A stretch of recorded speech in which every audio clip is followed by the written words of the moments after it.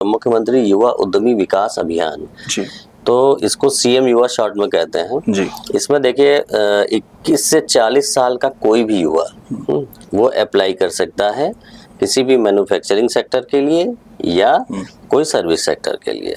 लेकिन उसमें एक सुविधा ये दी गई है कि आप अगर ट्रेनिंग नहीं भी लिए हुए हैं तो आप एप्लीकेशन भर सकते हैं, बैंक प्रोसेस कर सकता है, बैंक डिसबर्समेंट भी कर सकता है, उनको लोन दे सकता है और उस लोन पाने के बाद 3 महीने के अंदर वो कहीं ना कहीं से 1 हफ्ते का 10 दिन का कोई अपने व्यवसाय के बारे में ट्रेनिंग ले लें और सर्टिफिकेट फिर अपलोड कर दें। एंटरप्रेन्योर या कोई भी युवा अगर कोई इनोवेटिव आइडिया लेके आता है तो उसको डेवलप करने के लिए जो सुविधाएं चाहिए होती हैं वो गवर्नमेंट प्रोवाइड कराती है, बशर्ते कि वो इनोवेटिव आइडिया होना चाहिए। देखिए गोरखपुर में जो मैन्युफैक्चरिंग यूनिट्स तो गीडा में आ ही रही, वहाँ तो अपॉर्चुनिटी है ही है, लेकिन साथ में मेरा अनुरोध ये रहेगा युवाओं से कि सर्विस सेक्टर में बहुत संभावनाएं हैं।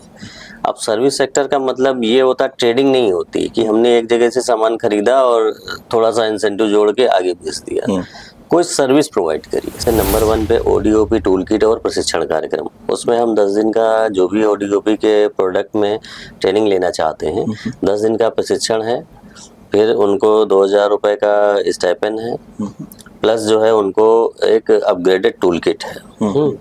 ये जो भी ट्रेनिंग कर लेते हैं उनको अवेलेबल कराई जाती है। उच्च इकाइयों के लिए इनमें 20% कैपिटल सब्सिडी है और मध्यम इकाइयों के लिए या मीडियम इंटरप्राइजेस के लिए 15% की है।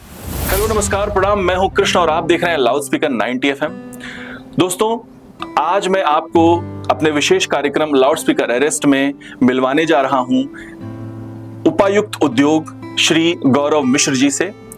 आज के कार्यक्रम में हम उनसे जानेंगे कि जो नई अपॉर्चुनिटीज हमारे युवाओं के लिए उद्योग के क्षेत्र में आने वाली हैं और जो ऐसे कुछ एमएसएमई सेक्टर के जो भी नए व्यापारी हैं या जो पुराने व्यापारी हैं उनको कैसे हमारा जो इंडस्ट्री का सेक्टर है वो और जो हमारा विभाग है वो कैसे उनकी मदद कर रहा है।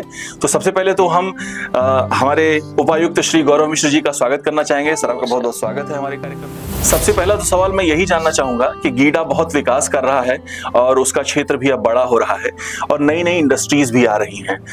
मैं आपसे ये जानना चाहूंगा कि जो नए युवा हैं जो इस क्षेत्र में जुड़ना चाहते हैं या फिर वो धीरे धीरे इस क्षेत्र में उनका रुझान बदल रहा है, अब नौकरियों से व्यवसाय की तरफ जा रहे हैं कई सारे नए युवा, तो उनके लिए कैसे क्वालिटी नौकरियां हैं और व्यवसाय के कैसे रास्ते खोले जा रहे हैं?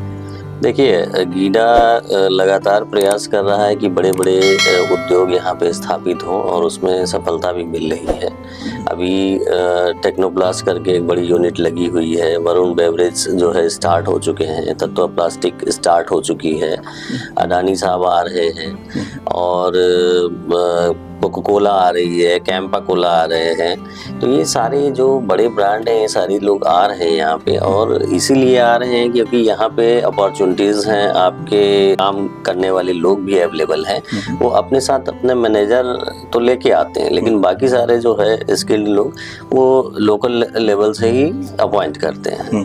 तो हमारे युवाओं के लिए जो इंजीनियरिंग कॉलेजेस में हैं या ITI और पॉलिटेक्निक में हैं उनके लिए अच्छी अपॉर्चुनिटी है, निश्चित रूप से उनको यहाँ जॉब मिलेगा। सर कुछ ऐसे भी युवा हैं जिनके पास स्किल नहीं है, कई बार उनके पास मार्गदर्शन भी नहीं है, बट वो चाहते हैं कि वो व्यवसाय के क्षेत्र में अपना नाम करें और बड़े हों। तो हमारा जो उद्योग विभाग है वो कैसे उनकी मदद कर सकता है या कर रहा है? देखिए जिनके पास स्किल नहीं है, स्किल के लिए हम लोग अपनी तो ट्रेनिंग डिपार्टमेंट की चलाते ही हैं। अच्छा। साथ में जो हमारी CM युवा जिसका पूरा नाम है मुख्यमंत्री युवा उद्यमी विकास अभियान जी, वो भी स्किल्ड लोगों के लिए लोन की स्कीम है 5 लाख की। लेकिन उसमें एक सुविधा ये दी गई है कि आप अगर ट्रेनिंग नहीं भी लिए हुए हैं तो आप एप्लीकेशन भर सकते हैं, बैंक प्रोसेस कर सकता है, बैंक डिसबर्समेंट भी कर सकता है, उनको लोन दे सकता है और उस लोन पाने के बाद 3 महीने के अंदर वो कहीं ना कहीं से 1 हफ्ते का 10 दिन का कोई अपने व्यवसाय के बारे में ट्रेनिंग ले लें और सर्टिफिकेट फिर अपलोड कर दें। तो ऐसा नहीं है कि अगर ट्रेन नहीं है वाला बच्चा तो उसको संभावना नहीं है, उसके लिए भी संभावना है। या हमारे परंपरागत जो कारीगर हैं वो तो पहले से ही ट्रेंड होते हैं। उनको ट्रेनिंग की भी आवश्यकता नहीं है, वो सीधे अप्लाई कर सकते हैं। तो सीधे जो एप्लीकेशन की प्रक्रिया है, क्या उसके लिए उद्योग विभाग के पास डायरेक्टली जाना होता है या फिर वेबसाइट के माध्यम से भी वो अप्लाई करते हैं? देखिए, हमारा उद्योग विभाग की सारी स्कीम्स ऑनलाइन है। आप किसी भी जन सुविधा केंद्र से भी आप अप्लाई कर सकते हैं। अगर स्वयं मोबाइल चला सकते हैं या कंप्यूटर चला सकते हैं तो आप खुद भी अपना फॉर्म भर सकते हैं।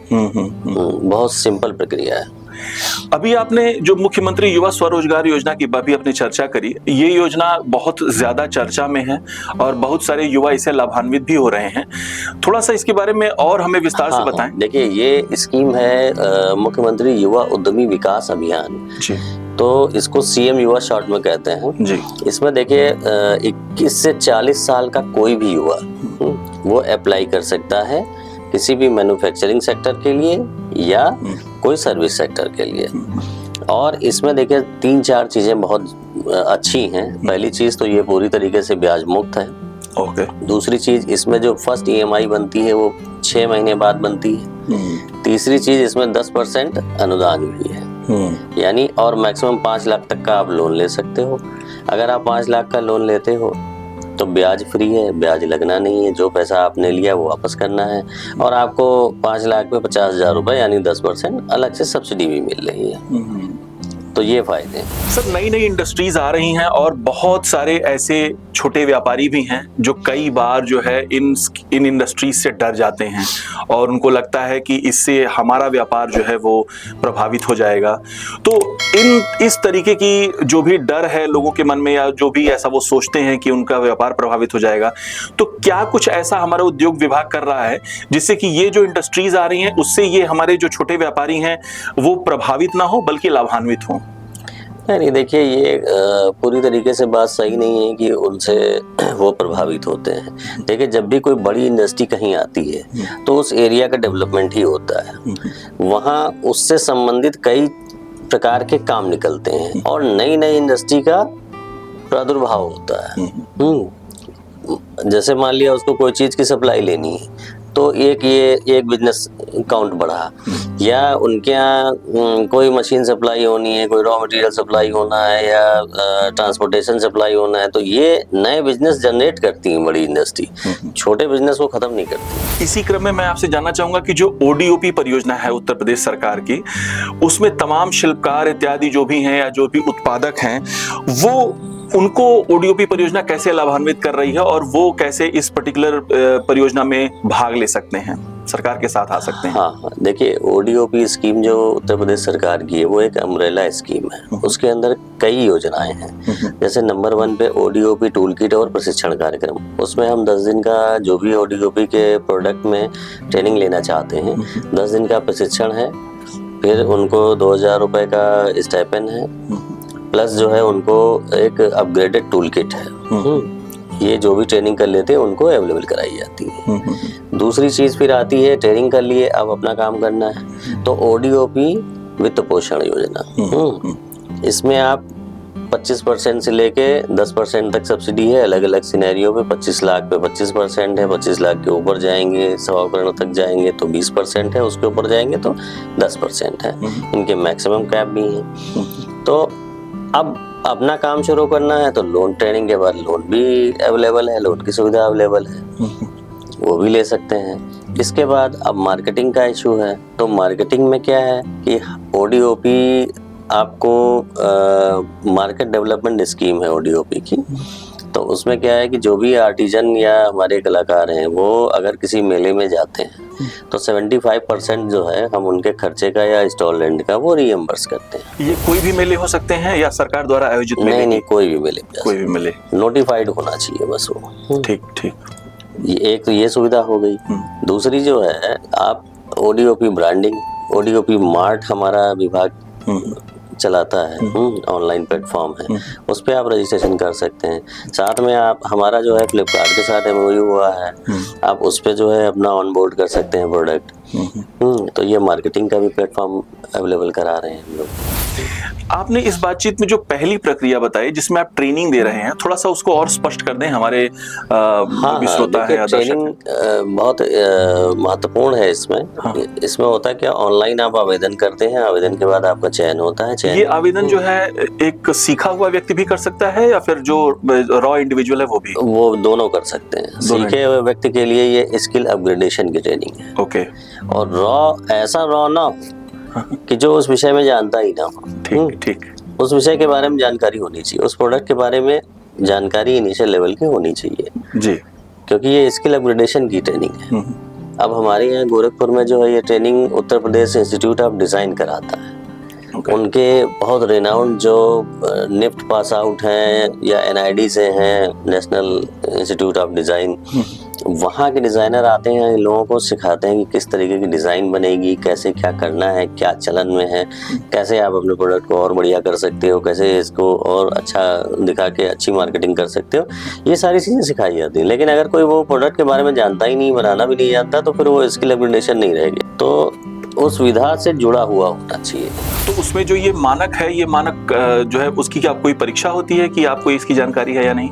नहीं, मानक जैसे ट्रेनिंग के बाद जो है उनका RPL सर्टिफिकेशन भी होता है। एक छोटा सा एग्जाम होगा जी कि आपने ट्रेनिंग में क्या सीखा। जैसे हम लोग UPSDM में RPL होता है, उसी तरीके से होता है। वो सर्टिफिकेट जनरेट होगा उनका एग्जाम के बाद और फिर उनको टूल किट प्रोवाइड किया जाता है। तो ये टूल किट से क्या मतलब है? जैसे कि जो भी यंत्र उन्होंने उस ट्रेनिंग के दौरान इस्तेमाल करना सीखा है वही टूल्स होते हैं? जो वो टूल्स तो वही टूल्स मोस्टली यूज होते हैं, लेकिन जो उनके काम में प्रयोग होते हैं ओके वो टूल्स रहते हैं। जैसे हम टेराकोटा की अगर बात करें, ठीक, तो टेराकोटा में उनको इलेक्ट्रॉनिक चॉक मिलेगी, एक डिजाइन चॉक आती है वो मिलेगी, और भी छोटे मोटे जो वो हैं यंत्र वो मिलेंगे। या हम रेडीमेड गारमेंट की बात करते हैं तो उनको जो है प्रेस भी मिलेगा, आयरन, उनको इलेक्ट्रॉनिक सिलाई मशीन मिलेगी, सीजर मिलेगा, टेप मिलेगा, मतलब जो जिससे वो इनिशियल लेवल का अपना काम शुरू कर सकते हैं, वो पूरी टूल किट उनको अवेलेबल है। ठीक ठीक। और इसके लिए उनको कोई पेमेंट नहीं करनी? कोई पेमेंट नहीं करनी, कोई पेमेंट नहीं, फ्री ऑफ कॉस्ट सरकार उनको अवेलेबल कराती है। सरकार कराती है। तो आपने तो ये बहुत अच्छी बात बताई। क्या कुछ ऐसे उदाहरण भी हैं जो छोटे व्यापारी रहे हैं और हमारे उद्योग विभाग की मदद से वो बहुत अच्छा कर रहे हैं अपने निजी जीवन में या अपने व्यापार के क्षेत्र में?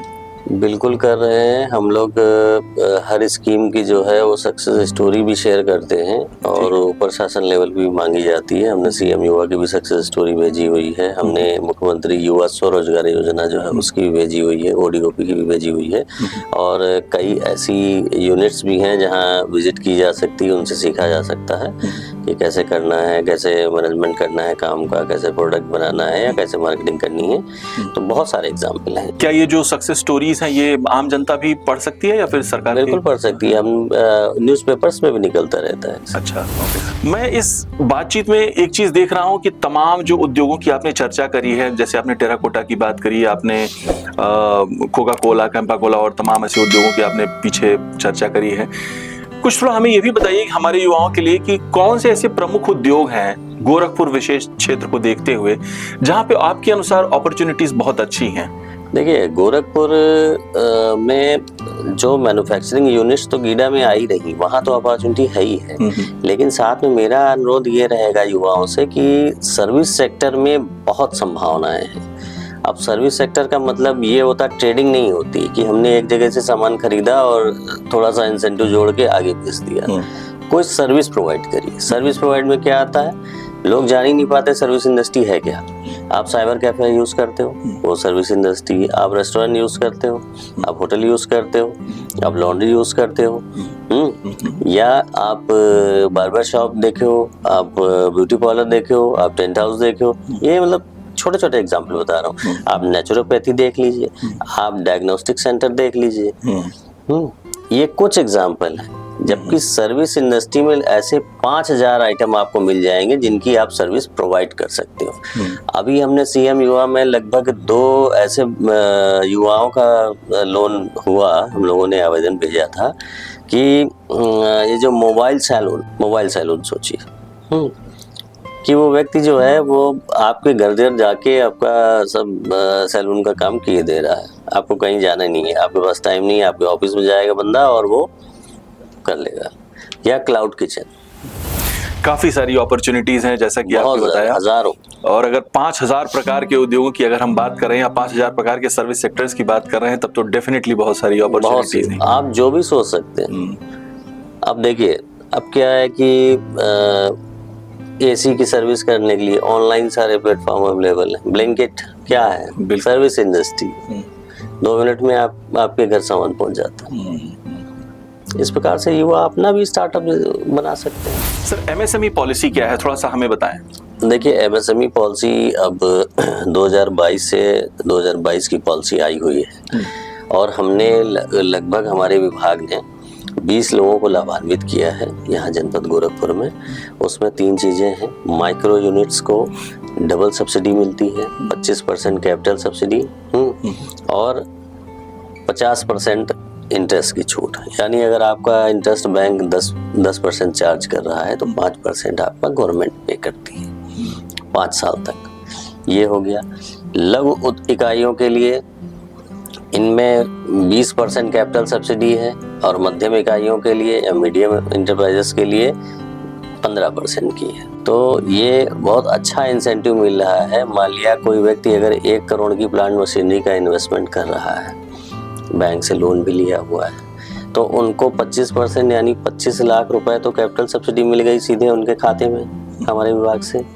प्लस उनको जो है 50% यानी अगर हम एवरेज लेके चलें 10% अगर ब्याज है तो 5% ब्याज का भुगतान भी हमारा विभाग 5 साल तक कर रहा है। लेकिन ये सुविधा जो है लघु और मध्यम श्रेणी के उद्योगों को नहीं, उनमें केवल कैपिटल सब्सिडी है 20% और 15%। लेकिन ये एक अमाउंट काफी बड़ा हो जाता है। एमएसएमई इंडस्ट्री में जो प्राइस ब्रैकेट है वो क्या होता है? प्राइस ब्रैकेट अभी तो चेंज हो गया है जी, लेकिन जो पॉलिसी अभी जिस चीज को कवर कर रही है मैं वो बता दे रहा हूँ। 1 करोड़ तक का माइक्रो बोला जाता है, 1 करोड़ से 10 करोड़ के बीच जो है वो स्मॉल हो जाता है, और 10 करोड़ के ऊपर 50 करोड़ तक मीडियम हो जा रहा है। पॉलिसी इस चीज को अभी कवर कर रही है। परिभाषा अभी जून में बदल गई है, अप्रैल से गवर्नमेंट ऑफ इंडिया की, लेकिन वो अभी पॉलिसी में उस तरीके से नहीं दिया जा रहा है। डिपार्टमेंट क्लेरिफिकेशन निकालेगा, उसके बाद से काउंट होगा। तो मतलब जून के बाद से जो पॉलिसी चेंज हुई है वो अभी अप्लाइड नहीं है इसमें। हाँ, मतलब जो कैटेगराइजेशन। सर, एक वुमेन एंटरप्रेन्योरशिप प्रोग्राम भी है हमारी आदि जनता के लिए, तो वो क्या है, थोड़ा सा उसके बारे में बताएं, क्योंकि आजकल तमाम महिला उद्यमियां है वो सामने आ रही हैं और अपने करियर को आगे बढ़ाना चाह रही हैं। वुमेन एंटरप्रेन्योरशिप नाम से ऐसा तो कोई पॉलिसी नहीं है, लेकिन हाँ उनको जैसे एमएसएमई पॉलिसी में ही जो भी अगर वुमेन एंटरप्रेन्योर है तो उनको जैसे माइक्रो में हम 25% सब्सिडी दे रहे हैं ना, उनको 2% एक्स्ट्रा दे रहे हैं, यानी यही सब्सिडी 27% हो जाएगी। और ब्याज में जब हम 50% दे रहे हैं तो वो 60% हो जाएगी। पहली चीज ये पॉलिसी में हो गया। ऐसे ही उसमें अगर 20% दे रहे थे स्मॉल में तो 22% दे रहे हैं, उधर 15% दे रहे थे मीडियम में तो 17% दे रहे हैं। तो ये एक सुविधा हुई। ऐसे ही फूड प्रोसेसिंग पॉलिसी है, अगर उसमें सोलर प्लांट वगैरह वो महिला एंटरप्रेन्योर है लगाते हैं तो 90% की उनको छूट है। तो तरह तरह की पॉलिसी में तरह तरह की छूट वुमेन्स को है, उनको आगे बढ़ाने के लिए, आगे लाने के लिए ये सारी स्कीम्स लागू हैं, मतलब स्पेशल बेनिफिट्स हैं। एक और बड़ा ही इंपॉर्टेंट स्कीम है जो इंडियन गवर्नमेंट रन कर रही है, वो startup India seed end fund scheme है, तो इसके बारे में थोड़ा सा बताएं कि ये exactly startup India seed end fund government of India की। बेसिकली इसमें होता क्या है, कोई भी एंटरप्रेन्योर या कोई भी युवा अगर कोई इनोवेटिव आइडिया लेके आता है तो उसको डेवलप करने के लिए जो सुविधाएं चाहिए होती हैं वो गवर्नमेंट प्रोवाइड कराती है, बशर्ते कि वो इनोवेटिव आइडिया होना चाहिए, यूनिक होना चाहिए। उसमें आपको 3 साल तक फिर इनकम टैक्स नहीं लगेगा, अन्य टैक्सेस नहीं लगेंगे, और एनओसीज आपकी जो है मान ली जाती हैं 1000 दिन के लिए कि आप एग्जेम्प्ट हो एनओसीज से। तो ये चीज़ है। सर, इनोवेटिव बड़ा सब्जेक्टिव टर्म है, तो ये एक्चुअली डिसाइड कौन करता है कि ये चीज बहुत इनोवेटिव? कमेटी होती है, वो डिसाइड करती है। कमेटी डिसाइड करती है। तो क्या ये नेशनल लेवल पे कमेटी होती है या फिर डिस्ट्रिक्ट लेवल पे? डिस्ट्रिक्ट लेवल पे नहीं। डिस्ट्रिक्ट लेवल पे ही? नहीं, डिस्ट्रिक्ट लेवल पे नहीं है। डिस्ट्रिक्ट लेवल पे नहीं है, हाँ, वो नेशनल लेवल पे ही है। Okay okay okay. तो यानी कि जो ये फंडिंग होती है फिर सर सीधे सेंट्रल गवर्नमेंट से होती है? इसमें फंडिंग नहीं है, वो आइडिया डेवलप करने के लिए गवर्नमेंट सपोर्ट करती है। Support, okay. हाँ, ओके। अगर वो इनोवेटिव आइडिया है। सर, आपने बहुत कमाल तरीके से सारे प्रश्नों का उत्तर दिया है और आई एम श्योर हमारे जो दर्शक हमको देख रहे हैं वो इस पर्टिकुलर इंटरव्यू से तमाम सारी स्कीमों के बारे में और भी जो तमाम भ्रांतियां हैं उनके मन में हमारी सारी गवर्नमेंट स्कीम्स को लेकर के, उससे वो उनका कॉन्फिडेंस ऊपर आया होगा और वो उनका जो भी भ्रम है वो दूर हुआ होगा। तो हमारे इस कार्यक्रम में लाउड स्पीकर अरेस्ट में आने के लिए और हमसे बात करने के लिए आपका बहुत बहुत धन्यवाद। धन्यवाद।